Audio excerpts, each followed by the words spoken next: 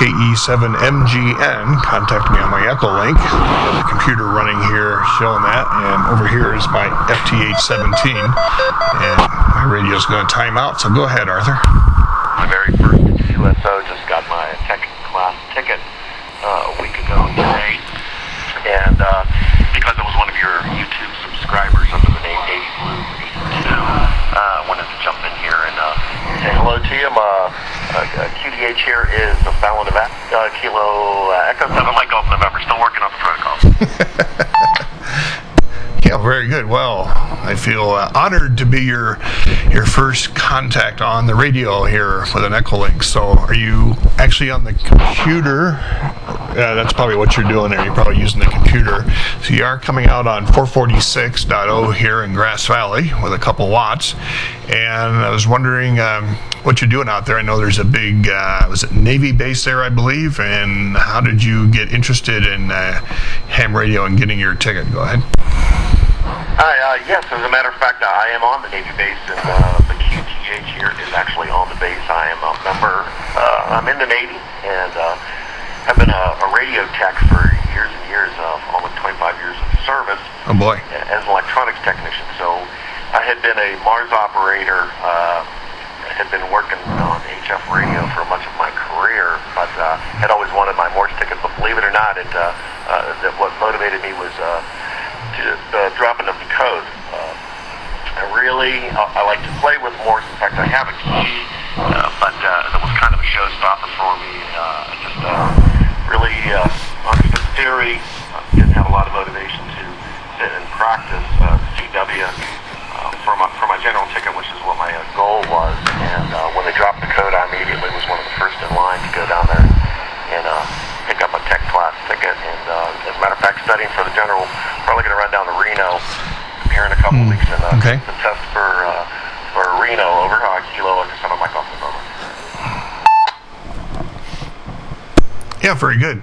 Wow, I'm glad that you got your ticket. And yeah, it's too bad you weren't on about an hour ago. We actually had had one fellow on 20 meters check in.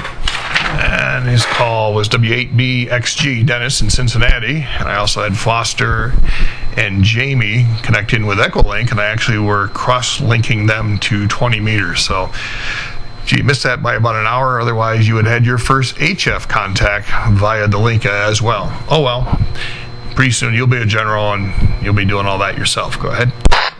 Yeah, that was HF has always kind of been my first love. That's primarily what I did when I was a technician for the USO, and well, I still am a technician for the USN, but now more in a leadership role, picking up E9, so I don't turn too many wrenches, I don't key down too many transmitters anymore, but I really always enjoyed, especially Mars at sea. That was such a tremendous benefit that volunteered to pass phone patch traffic for us back in the day before we had SATCOMs and other means to talk to folks back home. But you mentioned the Hellschreiber earlier. Yeah, I'm somewhat familiar. I for the Navy had run various types of data for the AMSOR PAC4 and then for Marsgrams and some other stuff. So yeah, not totally foreign to me, and I am looking forward to getting the general ticket because I do want to get out on the HF dance here pretty soon and maybe start working some DX. But I wanted to start slow, and I thought Nevada to California was pretty good. Pretty good way to just put my toe in the water. And once again, I appreciate. I do enjoy your videos on YouTube, and I appreciate all the good information. It's almost like having a video Elmer out there. Over. K7MGN's.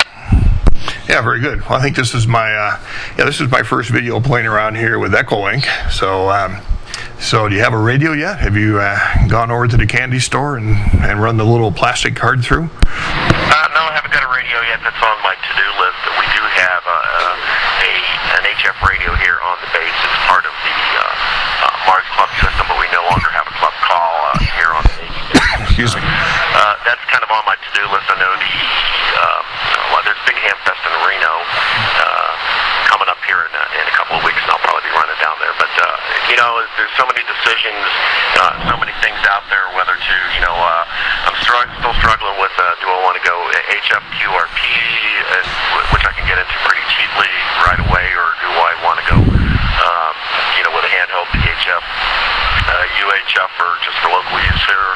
Mobile. I mean, as you know, there are more choices today than there probably have ever been in the history of the hobby as to what you can get and how you can get it, and where you can get it, and so right now I am kind of leaning towards maybe an inexpensive monoband, or for the HF, either for 40 meters if heaven forbid I don't pick up a general ticket, or 20 meters if I do something QRP, and maybe even a kit, since I do have the skills and the experience putting together soldering stuff, since that's what I have done for the USN. So I might even put together one of the Elecrafts or something. Timeout. K7MGN's. Oops, he talked too long. He timed out. Anyway. Connected. KE7MGN's.